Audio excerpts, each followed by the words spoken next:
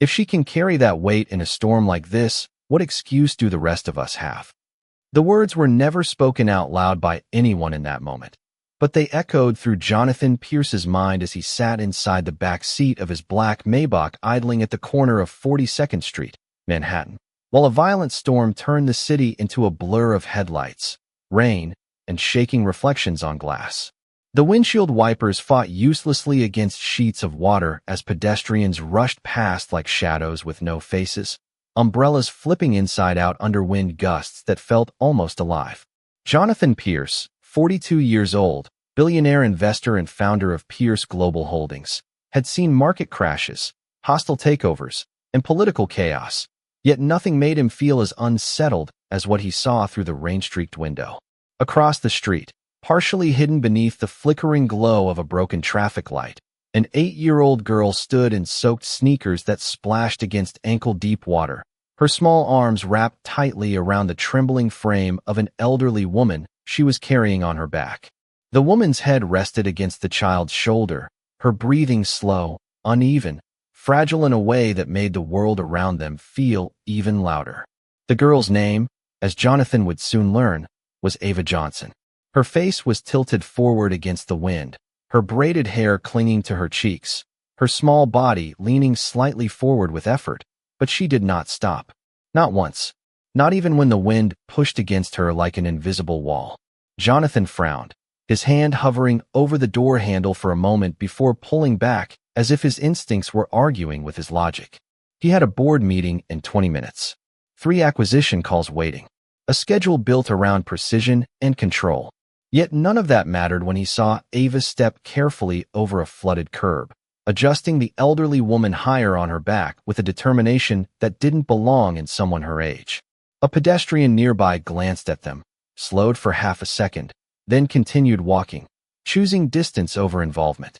Another person looked, shook their head, and turned away. The city kept moving, but Ava did not. Jonathan finally opened the car door, letting the storm hit him instantly like a cold wave, his tailored coat darkening within seconds as he stepped onto the sidewalk. The noise of rain hitting metal and concrete grew louder, but so did something else, a quiet refusal inside him to ignore what he was seeing. He walked closer, each step measured, until he could hear the faint strain in Ava's breathing. Not fear, not panic, but effort. The elderly woman on her back lifted her head slightly, her eyes half open, and murmured something too soft to understand, but Ava responded immediately, adjusting her stance without hesitation. "It's okay, ma'am," she said gently, her voice small but steady, cutting through the storm like something impossibly calm. "We're almost there." Jonathan slowed, watching as she stepped into deeper water where the street had become a shallow river, her shoes sinking slightly with each step, yet her grip on the woman never loosened. Something about the scene made time feel distorted, as if the city itself had paused just enough to let him see it clearly. He noticed then that Ava wasn't dressed for anything like this. Thin jacket, too light for the weather, sleeves soaked through, lips slightly parted as she focused on balance more than comfort. And yet she moved with certainty, like stopping was not part of her options. "Hey," Jonathan finally called out, his voice almost lost in the wind. Ava didn't turn at first, as if she wasn't sure the voice was meant for her. He stepped closer again, repeating it gently, and this time she glanced back over her shoulder, eyes wide but not afraid, only alert, as if she was used to the world being unpredictable. Jonathan looked at the elderly woman again, then back at the child. "Do you need help?" he asked, and for a brief second, Ava hesitated, not because she didn't understand, but because she was deciding whether accepting help would slow her down. That hesitation told him more than words could. "She fell near the bus stop," Ava said quickly, adjusting her footing as a gust of wind pushed against them both. "She can't walk far, so I had to get her home." Before the rain got worse, Jonathan scanned the street, realizing there was no adult nearby, no umbrella waiting, no car pulling up to take over. Just an 8-year-old child carrying responsibility far heavier than her frame should allow. He stepped closer, rain sliding down his face now, mixing with something he couldn't quite name. "Where is her home?" he asked. Ava nodded toward a narrow side street, where flickering apartment lights blinked between buildings. "2 blocks," she said simply, as if 2 blocks in a storm like this was just a detail, not a challenge. Jonathan exhaled slowly. Then, without thinking further, he moved beside her, adjusting his position so the elderly woman could be supported more evenly. Ava looked at him cautiously, as if unsure whether to trust the sudden presence of a stranger in the middle of her mission. "We'll go together," he said quietly, and for the first time, her expression softened just slightly, not relief exactly, but acknowledgement that she didn't have to do everything alone in that exact moment. And so the 3 of them moved forward through the storm, the billionaire, the child, and the fragile weight between them, walking not as strangers from different worlds, but as something closer to a temporary understanding shaped by rain, silence, and the simple act of not turning away. The rain did not soften as they moved deeper into the city. Instead, it seemed to thicken, as if the storm itself was following them down the narrow streets lined with old brick buildings and flickering apartment lights. Jonathan Pierce stayed close to Ava Johnson's side, adjusting his pace to match her small but determined steps as she carried Evelyn Brooks on her back with a quiet endurance that felt almost unreal in such weather. Every few seconds, Jonathan glanced at his phone vibrating inside his coat pocket, the screen lighting up with missed calls from his executive assistant and reminders of a board meeting that was already underway without him. But for the first time in years, he did not reach for it. Ava turned slightly as they approached the entrance of a worn residential building, its awning torn at the edges and its intercom barely lit.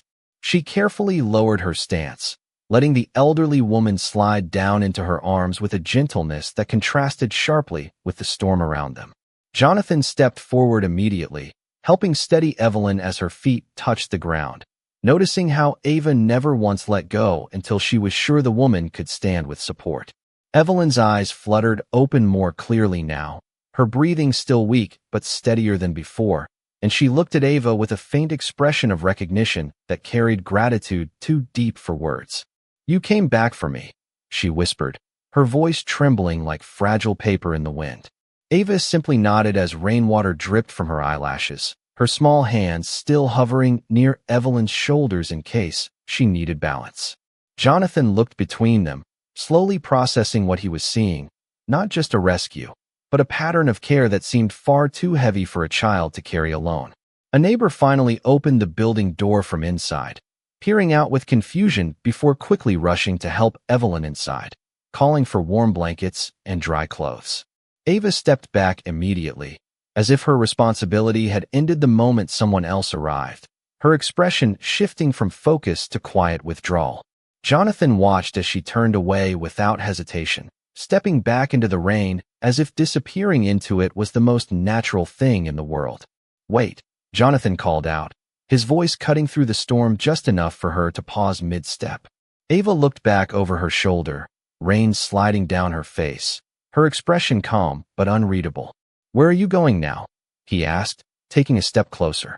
She hesitated for only a second before answering simply, "There is someone else who needs help near the corner store. I saw them earlier, but I could not stop then." Jonathan felt something tighten in his chest, not fear, not urgency, but disbelief at the continuity of her world, as if helping others was not an exception for her, but a constant state of being. "You are alone out here?"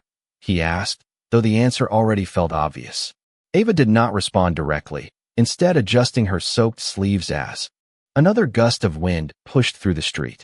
"People usually do not stop," she said quietly, not accusing, just stating something she had accepted long ago.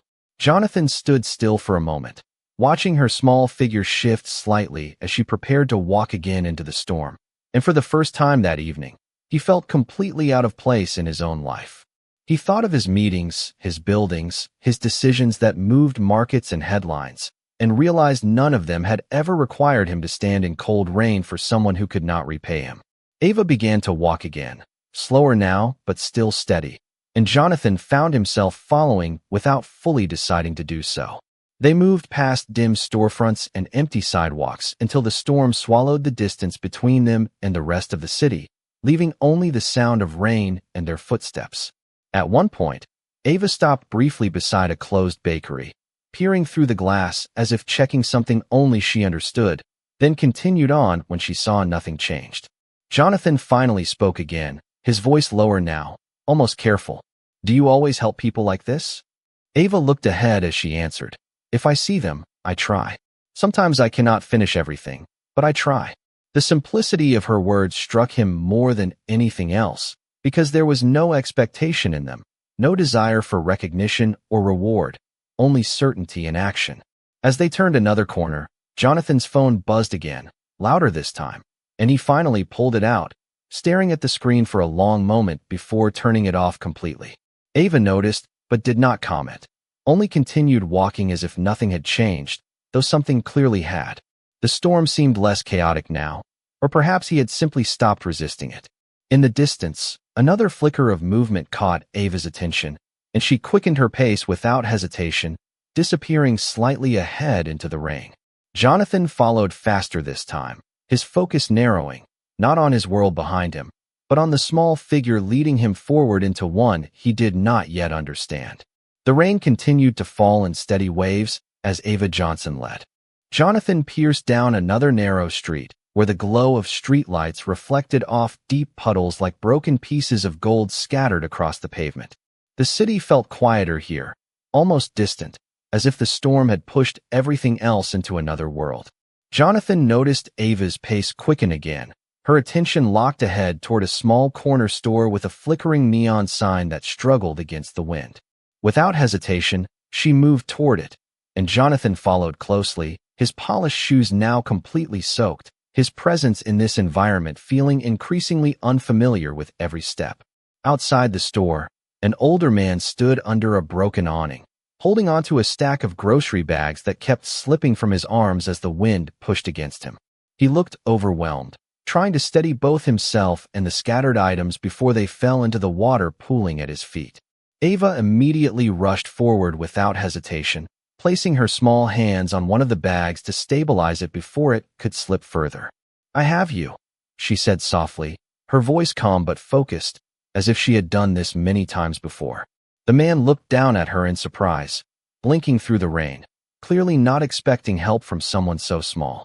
Jonathan slowed his steps as he approached, observing how Ava carefully repositioned the bags so they would not tear, then guided the man gently toward the dry step near the store entrance.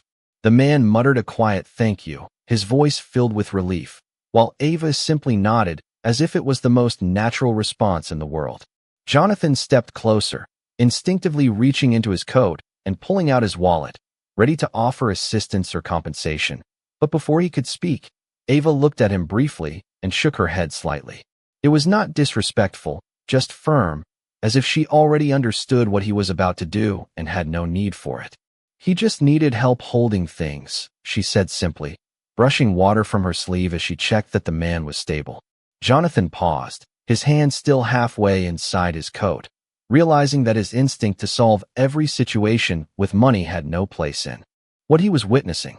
The store owner appeared at the door, noticing the scene and quickly stepping out with a towel, offering it to the man and then to Ava, who accepted it only to help dry the groceries before handing it back. Jonathan watched this exchange closely, noticing how Ava never kept anything longer than necessary, as if even kindness for her was something to be passed along rather than held. The storm thundered overhead, but the moment beneath the awning felt strangely still, like the world had narrowed down to a simple act of coordination between strangers. Jonathan finally spoke, his voice quieter now, less certain than before. "You did not have to do that," he said, not as a criticism, but as a genuine observation. Ava glanced up at him briefly, her expression unchanged. "He was struggling," she replied. "It is easier when someone helps before things fall." Jonathan repeated her words in his mind, realizing how different her definition of difficulty was compared to his own. For him, difficulty was measured in risk, cost, and consequence. For her, it seemed to be measured in whether someone was left alone while struggling. As the man slowly gathered his groceries and stepped inside the store to warm up, Ava turned away without waiting for acknowledgement, already scanning the street again as if her attention was always needed elsewhere. Jonathan followed her movement, feeling an unfamiliar tension building inside him, not discomfort, but curiosity sharpened by contradiction. He had spent his entire life surrounded by systems designed to predict outcomes, Yet nothing about this child's behavior fit into any model he understood. "Where did you learn to do all of this?" he asked as they stepped away from the store and back into the rain. Ava did not answer immediately, instead walking a few steps forward before responding. "I just noticed things," she said. "People drop things, people fall, people forget. Someone has to notice." Jonathan looked at her carefully, realizing that she spoke about responsibility as if it was not chosen but simply observed, like weather patterns or traffic lights. The storm seemed to ease slightly as they moved farther from the corner store, though the air remained heavy and damp. Ava suddenly slowed again, looking toward a bench beneath a dim streetlight where a young woman sat wrapped in a thin jacket, holding a small paper cup with both hands to keep warm. Without hesitation, Ava stepped toward her, and Jonathan followed, watching as she approached with the same quiet certainty she had shown every time before. The young woman looked up, startled at first, but softened as Ava asked softly if she was okay. Jonathan stood a few feet back, no longer intervening, only observing as Ava offered presence instead of solutions, conversation instead of rescue. And in that exchange, he saw something begin to shift inside himself. The rain continued to fall, but for the first time that night, Jonathan Pierce was no longer measuring the storm against his schedule or his expectations. He was simply watching a child move through it, as if it were something she had already decided not to fear. The rain had begun to thin into a steady drizzle, but the streets of Manhattan still shimmered like glass under the fractured glow of streetlights as Jonathan Pierce continued walking behind Ava Johnson, who now moved with a calm urgency that felt almost instinctive, as if she always knew exactly where she needed to go next. The earlier moments at the corner store had left something unsettled in Jonathan's mind, not confusion, but a growing awareness that everything he thought he understood about effort, responsibility, and human behavior was being quietly rewritten in real time. Ava turned down another block, passing a row of closed shops with metal shutters pulled down, and stopped briefly near a bus stop where a thin woman sat hunched forward, her hands clasped around a nearly empty cup. Without hesitation, Ava approached her, and Jonathan followed at a distance, watching closely as the child knelt slightly to be at eye level with the woman, asking softly if she had eaten or if she needed help getting somewhere safe. The woman looked surprised at first, then smiled faintly, shaking her head as if she was not used to being asked such questions with sincerity rather than suspicion. Ava nodded once, as if accepting the answer, and then gently placed a small packaged snack from her pocket into the woman's hand before standing again and continuing down the sidewalk. Jonathan remained still for a moment, studying the interaction, realizing there was no calculation in Ava's actions, no hesitation based on outcome or return, only immediate recognition of need followed by immediate response. As they moved further into the quieter stretch of the street, Jonathan finally spoke again, his voice carrying a measured uncertainty he rarely allowed to surface. "You do not seem to hesitate when you see people like that," he said, stepping carefully over a shallow puddle. Ava kept walking, her eyes scanning the road ahead. "If I wait too long, I forget what they looked like," she replied simply, as if that explained everything. Jonathan frowned slightly, not because he disagreed, but because he was trying to understand the logic behind something that did not behave like logic at all. The buildings around them grew older, the sidewalks narrower, and the glow of the city felt more distant here, replaced by scattered porch lights and the occasional flicker of a dying street lamp. Ava stopped near a chain-link fence surrounding a small vacant lot where rainwater had collected in uneven patches, and Jonathan noticed her attention shift instantly to a figure sitting near the fence line. It was a man, older, wrapped in a worn coat, trying to keep dry under a thin piece of plastic that barely covered his shoulders. Ava approached slowly this time, not with urgency, but with caution, as if she was assessing what was needed before acting. Jonathan followed, but kept his distance, watching as Ava spoke gently to the man, asking if he was cold or if he had somewhere to go. The man looked up, surprised by the presence of a child in the rain, and hesitated before shaking his head.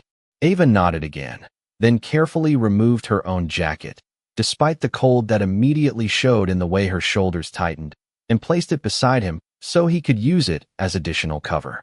Jonathan's expression shifted immediately as he saw this, instinctively taking a step forward. "Ava," You will get cold, he said firmly, but not harshly. She glanced back at him, her expression calm and unwavering. He is already cold, she replied. The simplicity of her answer struck him harder than any argument could have. Jonathan looked at the man again, then back at Ava, realizing she had already made her decision without needing approval, validation, or instruction. For a moment, he stood still, torn between instinct and observation, before finally removing his own coat and stepping forward to place it over the fence where it could provide additional protection. Ava watched him do it without comment, only giving a small nod before turning away and continuing down the street as if the matter was already resolved. Jonathan followed once more, but now the distance between them felt different, not physical but conceptual, as if he had stepped slightly closer to understanding a world he had never been invited into. Do you ever think about what you will get in return when you help people? He asked after a few moments of silence. Ava shook her head lightly. If I think about that, I stop seeing them, she said. Jonathan did not respond immediately. The rain had almost stopped now, leaving only a mist that softened the edges of everything around them, turning the city into something quieter, less defined. They walked in silence for several blocks until Ava finally slowed again, looking ahead toward a dimly lit intersection where emergency lights from a distant ambulance reflected faintly on wet pavement. Jonathan noticed her posture change slightly, more alert now, as if something ahead had already caught her attention. She began to move faster again, and without fully understanding why, Jonathan increased his pace to follow her. Whatever waited at the next corner, he realized, was not just another moment of help or observation. It was something that would likely change the direction of everything he thought he was simply following. The dim glow of emergency lights ahead grew stronger as Ava Johnson quickened her pace, her small figure moving with renewed focus through the thinning mist of the city streets. Jonathan Pierce followed closely behind, his steps faster now, his attention fully locked onto whatever had drawn her forward. The intersection ahead was quieter than the rest of Manhattan, framed by two aging buildings and a small bus shelter where flickering lights cast uneven shadows across the wet pavement. An ambulance was parked near the curb, its doors open, not in urgency, but in pause, as if the situation inside had already been stabilized but not yet resolved. Ava stopped at the edge of the sidewalk, her eyes immediately locking onto a young boy sitting on the ground near the shelter bench, his arms wrapped tightly around himself as a woman beside him tried to keep him warm with a thin blanket. Jonathan slowed behind her, observing carefully as Ava stepped forward without hesitation, kneeling slightly to be at the boy's level. The child looked tired but alert, his breathing steady, his eyes shifting between the woman and Ava with quiet confusion. Are you okay? Ava asked gently, her voice steady despite the cold air. The boy nodded slightly, but the woman beside him shook her head. He fainted a few minutes ago, she said quickly, her voice strained with worry. We called for help, but he refused to go inside the ambulance unless I stayed with him. Ava listened carefully, then reached out and lightly adjusted the blanket around the boy's shoulders, making sure it covered him more fully against the cold. Jonathan watched from a few feet away, noticing how Ava never rushed, never overwhelmed the situation, only assessed and responded with calm precision that felt far beyond her years. The paramedic standing near the ambulance observed the interaction quietly, allowing Ava to remain close as long as the child stayed calm. Jonathan stepped forward slightly, speaking to the paramedic in a low voice, confirming that the situation was stable and that there was no immediate medical emergency beyond observation. The paramedic nodded, explaining that the boy had likely collapsed from exhaustion and cold exposure after being outside too long in the storm. Ava looked at the boy again, then at the woman beside him, and asked softly, "Do you have somewhere warm to go after this?" The woman hesitated before shaking her head. "Not tonight," she admitted. Ava nodded as if she had expected that answer, then quietly reached into her small bag, pulling out a folded scarf that was already damp from the rain. Without hesitation, she offered it to the woman. "It is not much," she said, "but it helps a little." The woman accepted it carefully, her expression shifting from exhaustion to something closer to gratitude. Jonathan stood still, watching this exchange unfold, feeling the weight of repetition in Ava's actions, not because they were identical, but because they were consistent, as if every person she met existed within the same simple framework of attention and response. The ambulance lights reflected off the wet street behind them, casting slow, moving patterns across the pavement, and for a moment, the entire intersection felt suspended in quiet observation. Jonathan finally spoke, his voice lower than before. "You keep finding people who need help," he said. Ava looked up briefly, then back at the boy. "They are already there," she replied. "I just see them." Jonathan absorbed her words, realizing she was not searching for problems, nor chasing situations, but simply noticing what others passed by. The boy shifted slightly on the bench, and Ava immediately adjusted her position to ensure he stayed balanced, her attention never drifting away from the immediate need in front of her. Jonathan looked toward the ambulance again, noticing how the paramedic now waited calmly rather than intervening, as if recognizing that Ava's presence was part of the child's stability. The woman beside the boy exhaled slowly, her shoulders relaxing for the first time since Jonathan had arrived, and the tension in the air softened just slightly. Jonathan stepped back a little, letting the scene unfold without interruption, and for the first time that night, he did not feel like someone observing a system he could control. Instead, he felt like someone being quietly shown a different version of it. Ava stood slowly, glancing once more at the boy before turning her attention back to the street ahead. Without waiting, she began walking again, and Jonathan followed, though this time his pace was slower, his thoughts heavier. The storm had nearly passed now, leaving only damp air and quiet streets behind them. But something in Jonathan had shifted in a way that the weather could not explain. As they moved away from the intersection, he realized he was no longer simply following her. He was beginning to understand that every stop she made was not random, but part of something she had already accepted long before he ever stepped out of his car. The streets had finally quieted as the storm moved further out toward the harbor, leaving behind a thin mist that clung to the pavement like a fading memory. Jonathan Pierce followed Ava Johnson at a slower pace now, no longer driven by curiosity alone, but by a growing sense that every turn she made was leading him somewhere he did not yet understand, but could no longer ignore.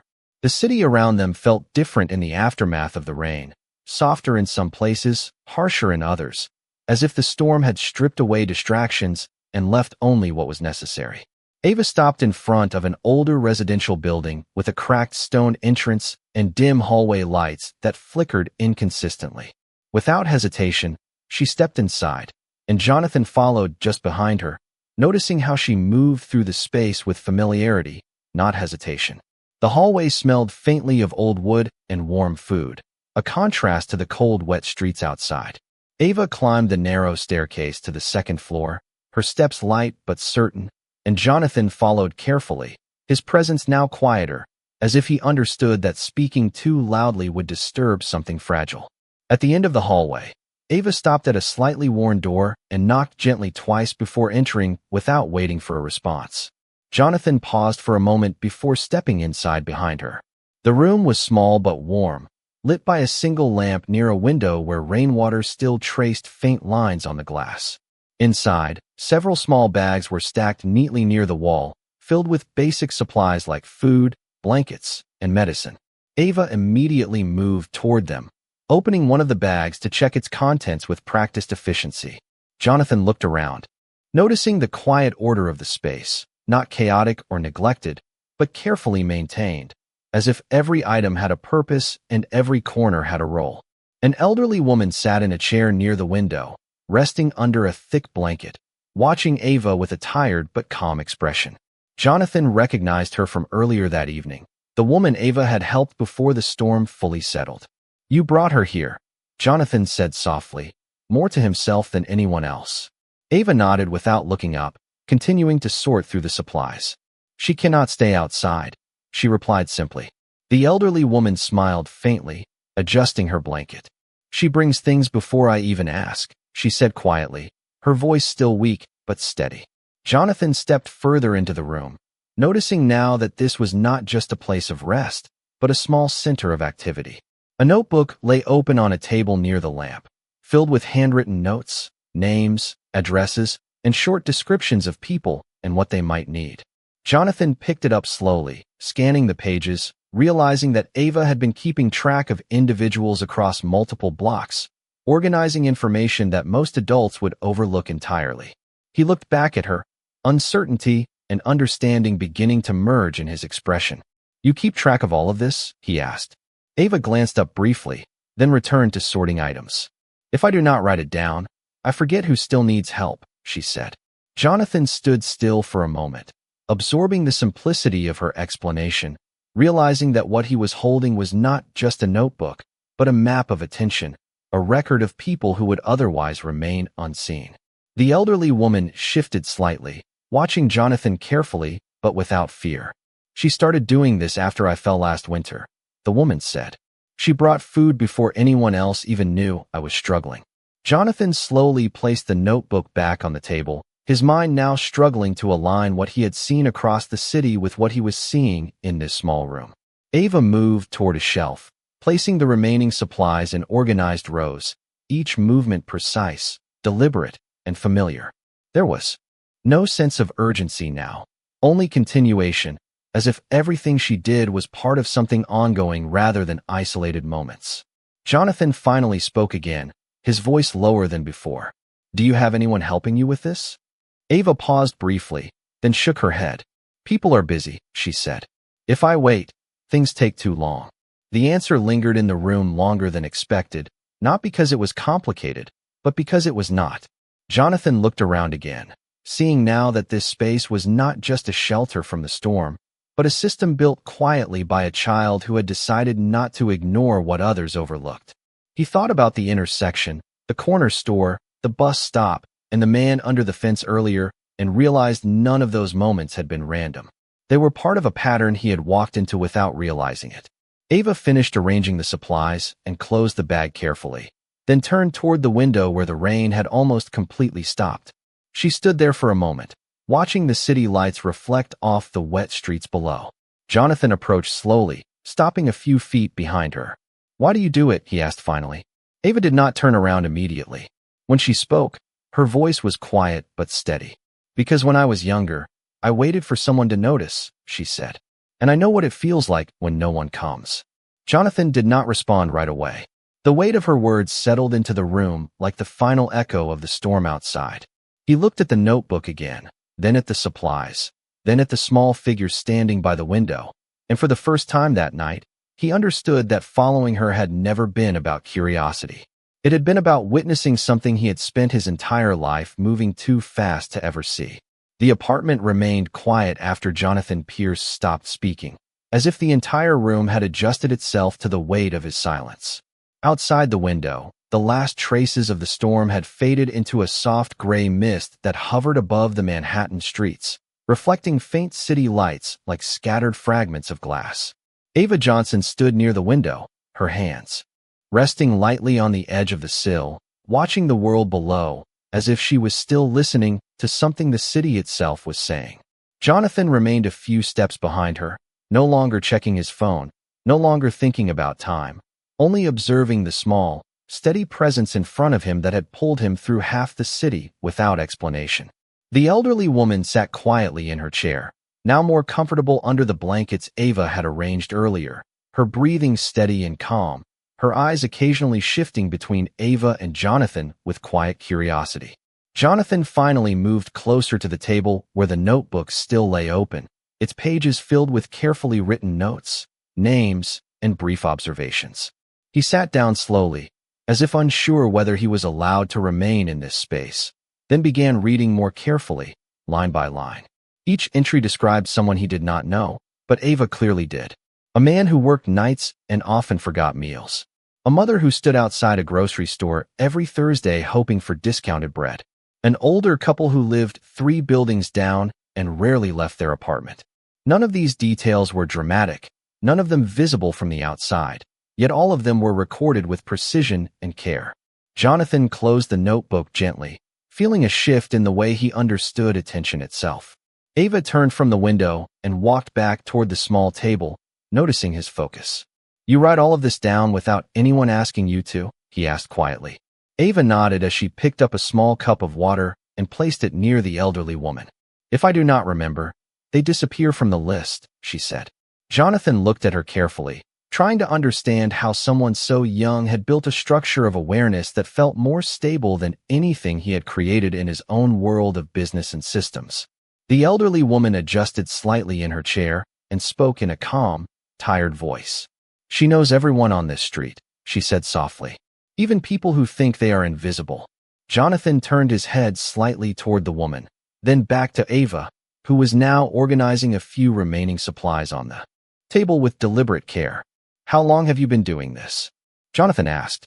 Ava paused for a moment, thinking, then answered simply, "Since I realized no one was keeping track." The words were not emotional, not dramatic, but they carried a weight that settled deeply into the room. Jonathan leaned back slightly in his chair, his eyes drifting toward the window again, where the city continued its slow movement below, unchanged by everything that had happened on its streets that night. He thought about meetings, contracts, buildings, and numbers, and how none of those things had ever required him to truly notice a single person beyond their function.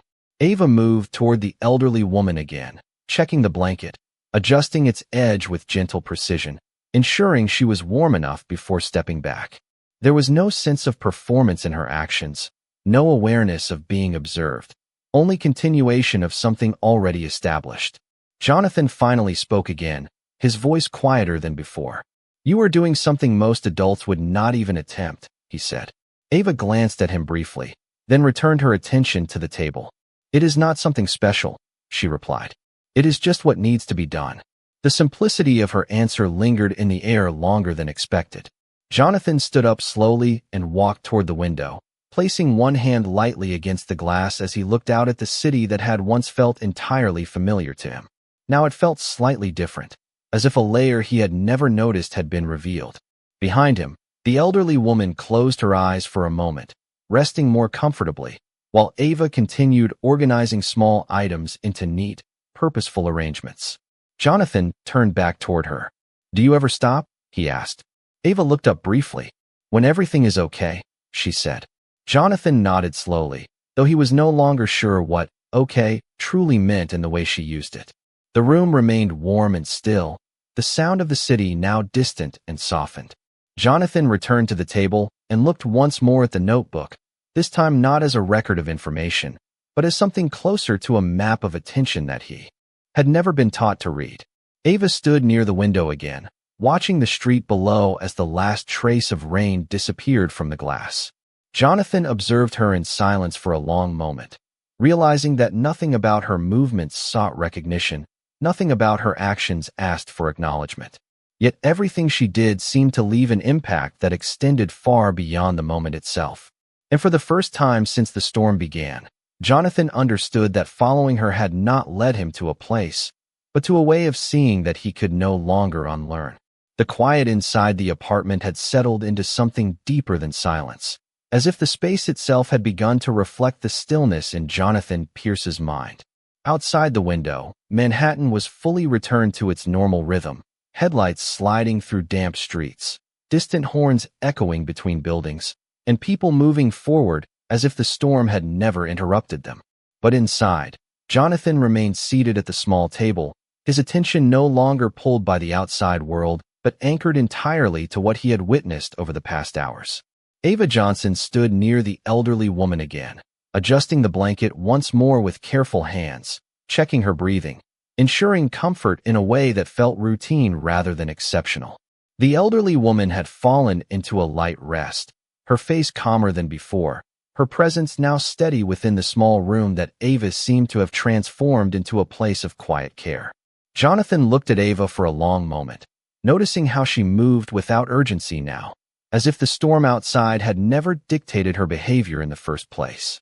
"You said earlier that you started this because no one was keeping track," Jonathan said finally, his voice measured but softer than before. Ava turned slightly from the table where she was organizing the remaining supplies, pausing before responding. "Yes," she said simply. Jonathan leaned forward slightly, resting his forearms on the table. "And you are still a child," he added carefully, not as a correction, but as a fact he could not reconcile with everything he had seen. Ava nodded once, as if acknowledging both statements at the same time without conflict. "I know," she replied. The simplicity of her answer created a silence that stretched across the room, not uncomfortable, but heavy with meaning. Jonathan looked down at the notebook again, opening it slowly, reading a few more lines before closing it once more. Most adults do not see what you see, he said. Ava glanced toward him briefly. They see it, she replied. They just think someone else will handle it. Jonathan did not respond immediately. He turned slightly toward the window again, where reflections of passing cars moved across the glass like faint traces of motion in a larger system he had always assumed was self-sustaining. Now, that assumption felt less certain. The elderly woman shifted slightly in her sleep, and Ava immediately moved to adjust her position, checking the blanket again, ensuring nothing had slipped. The action was small, almost invisible, but Jonathan noticed it more clearly now than anything else. There was no delay between noticing and responding. No calculation. No hesitation. Only awareness followed by action. Do you ever feel like it is too much? Jonathan asked after a long pause. Ava considered the question briefly, then shook her head. It is only too much when I stop paying attention, she said. Jonathan studied her for a moment longer, realizing that her definition of burden was not tied to scale, age, or expectation, but to awareness itself. The more she saw, the more she acted, and the more she acted, the more natural it seemed to her. He stood slowly and walked toward the window again, placing his hand lightly against the glass as he looked out over the city that had defined most of his life. For the first time, it did not feel like a system of opportunities and outcomes, but like a collection of unnoticed details moving independently of his understanding. Behind him, Ava returned to the table, quietly closing the notebook and placing it back in its original position, as if restoring order to something that had never been disorganized in her mind. The elderly woman stirred slightly, then settled again, her breathing calm and steady. Jonathan turned back toward the room, his expression no longer analytical, but reflective in a way he had not allowed himself in years. What happens when you cannot reach someone in time? He asked. Ava paused for a moment, then answered without looking away from the table. Then I remember them, she said. The answer was not dramatic, but it carried a permanence that made Jonathan fall silent. He slowly returned to his seat, his movements unhurried now, as if the urgency that had defined his entire evening had finally dissolved. Ava stood near the window again, watching the city lights flicker across wet pavement below. The storm was gone, but its presence still lingered in the atmosphere, much like the change that had taken place inside the room. Jonathan observed her in silence, no longer following her as he had before, but understanding that everything he had seen was not a sequence of events, but a way of existing that did not require permission or recognition. And in that understanding, he realized that the distance between his world and hers was not measured in wealth, time, or circumstance, but in attention. Morning arrived in Manhattan with a pale light that slipped quietly between the buildings, softening the edges of everything the storm had left behind. The streets outside the apartment were already moving again, taxis passing through intersections, people walking with coffee cups in hand, the city pretending as it always did that nothing had interrupted its rhythm. Inside the small apartment, however, the atmosphere felt unchanged, as if time had paused within its walls and forgotten to resume. Jonathan Pierce stood near the window for a long time, watching the light shift across the glass, his reflection layered over the city below like a version of himself he was still trying to understand.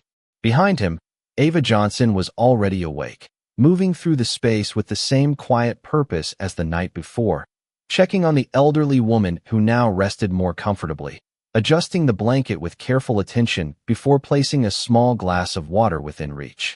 There was no urgency in her movements, only consistency, as if care was not something she performed but something she maintained continuously. Jonathan turned slowly from the window, observing her in silence for a moment before speaking. "You do this every day," he said gently, not as a question but as an attempt to understand the structure of her life. Ava nodded without stopping her work. "When I can," she replied. Jonathan walked toward the table where the notebook still rested, untouched since the night before. He opened it again, but this time he did not read it like information.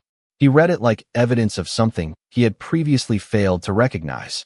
Each name, each small note, Each observation was part of a system that existed without funding, without recognition, without instruction. It was simply maintained by attention. He closed the notebook slowly and looked at Ava again. "This should not depend on you alone," he said. Ava paused, then looked at him directly for the first time that morning. "It does not depend on me," she said. "It depends on whether people notice." The simplicity of her response stayed in the air longer than expected. Jonathan exhaled slowly, placing his hands on the back of a chair as he considered what that meant in a world that he had always assumed functioned through structure, institutions, and scale. For the first time, he realized that none of those systems mattered if the smallest parts of human need were still being missed. He sat down across from her, not because he was tired, but because standing felt unnecessary in that moment. "If I wanted to help," he said carefully, "not with money alone, but with time, resources, and people who can support what you are already doing, would you allow that?" Ava looked at him for a long moment, not surprised, not impressed, only thoughtful. She glanced toward the elderly woman briefly, then back to Jonathan. "Will they look carefully?" she asked.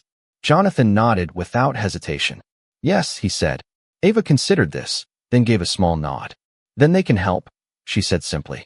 The agreement was not emotional, not ceremonial, but practical, as if she had just acknowledged an extension of what already existed rather than a change in direction. Jonathan leaned back slightly, absorbing the weight of what had just been decided. He thought about organizations, systems, and foundations he had supported before, all built with intention but often disconnected from the reality he had witnessed over the past hours. None of them had ever felt like this. None of them had ever started with a notebook filled by a child. Ava returned to the elderly woman once more, checking her condition with quiet familiarity, speaking softly to ensure she was comfortable. Jonathan watched her for a long time, realizing that everything she did was repeatable, not because it was simple, but because it was necessary. When she finished, she walked back toward the table and placed the notebook carefully in front of him. "If people are going to help," she said, "they need to understand who still needs it." Jonathan placed his hand lightly on the notebook, then looked up at her. "They will," he said. A silence followed, not empty but full, as if something unspoken had finally settled into place. The city outside continued to move, unaware of anything that had changed within this small room, but Jonathan knew that something fundamental had shifted. He had entered the storm thinking he was following someone, but what he had truly been doing was stepping into a way of seeing that had always existed just beyond his attention. Ava stood near the window again, watching the morning lights spread across the buildings, and for the first time, Jonathan did not feel like an observer of her world. He felt like someone who had finally been allowed to notice it. And in that quiet realization, he understood that the most important change was not what he could do next, but what he would no longer ignore.